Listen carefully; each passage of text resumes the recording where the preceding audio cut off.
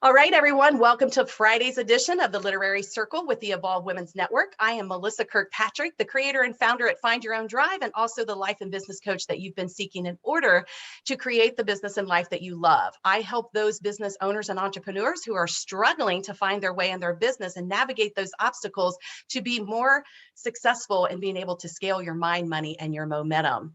Today, I'm going to be presenting you the book that is written by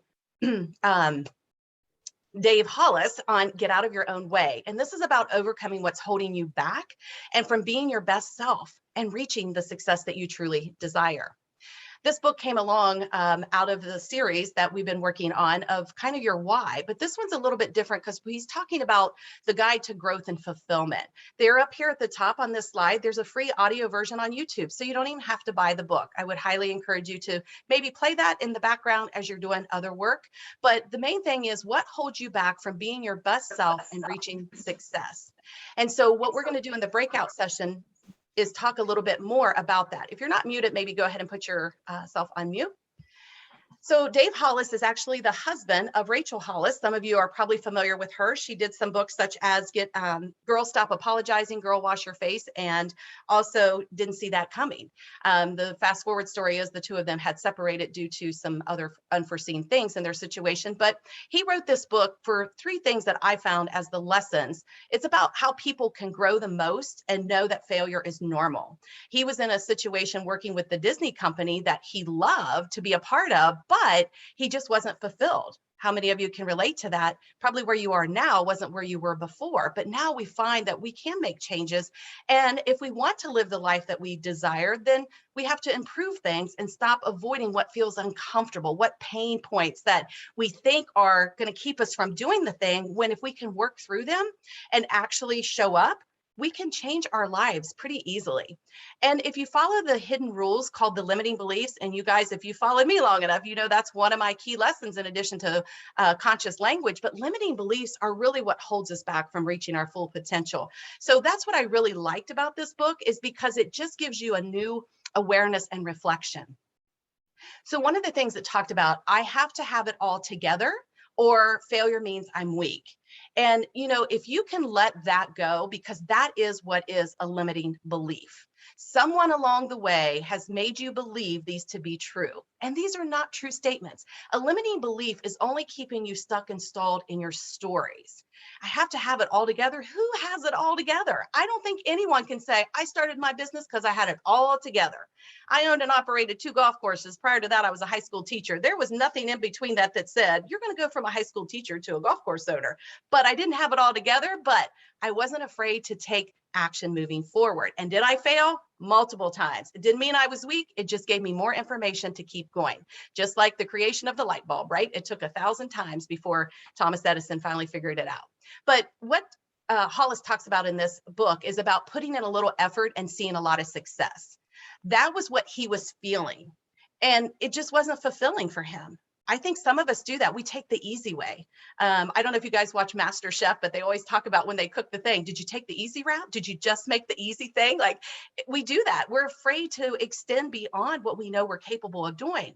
But anything new and scary, he says, is because it's a chance to fail, but it's also a chance to be more driven, more fulfilled, more engaged. Because when you're not fulfilling your desires, then you feel lackluster. You feel like, okay, Monday through Friday, weekends are here. Like, it's that I want to get out of bed. And when we talked about the book last week, about Find Your Why, that was one of the things. Why do you get up in the morning, and who should care?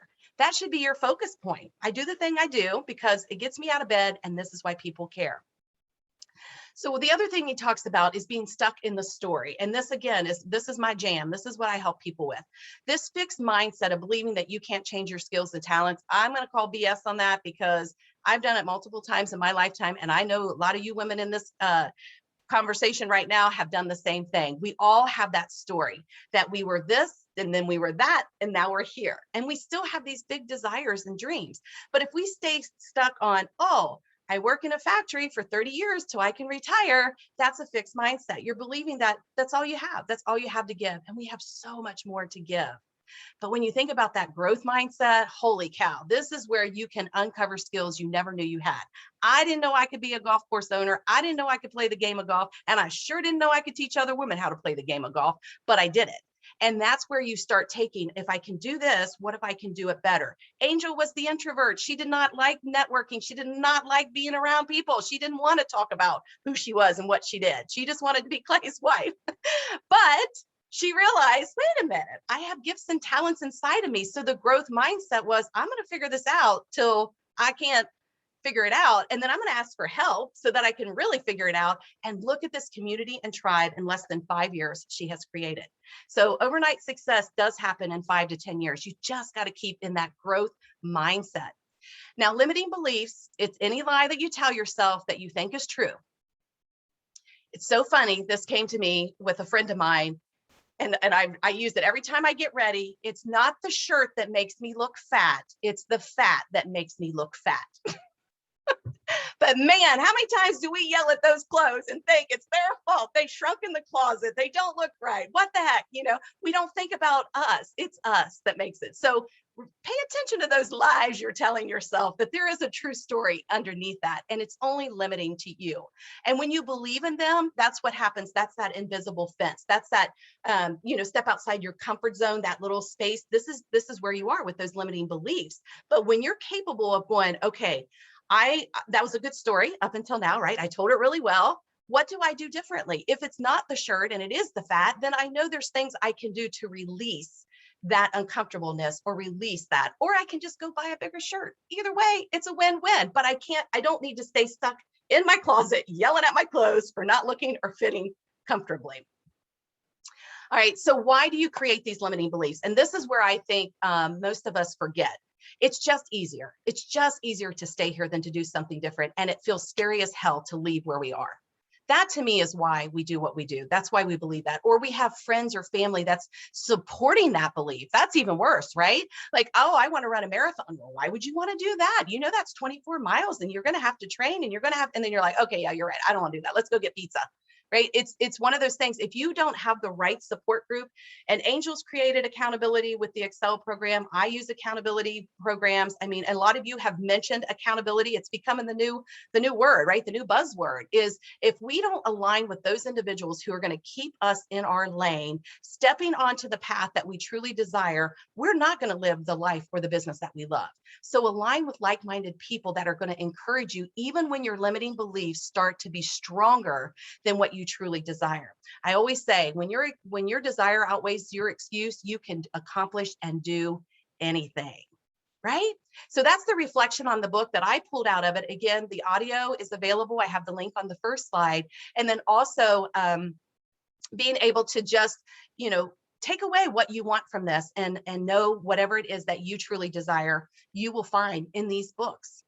This is the questions that we're going to take in our breakout. We're going to talk about, what hidden belief are you holding on right now that's holding you back? Just one. You don't have to give the whole story, but how can you beat that limiting belief? And how wonderful would your life be once you are able to really tap into, oh, that's a limiting belief. And if I let that go, this is what life's going to look like. Kind of like that vision board. When I say yes to this, when I'm a hell yes, as Angel says, rather than a no thank you, what does it look like? How does it feel? So when you go into your breakout groups, I want you to be able to have that conversation and really get the clarity that you need to find what it is that you feel you need in order to create the life and business that you love.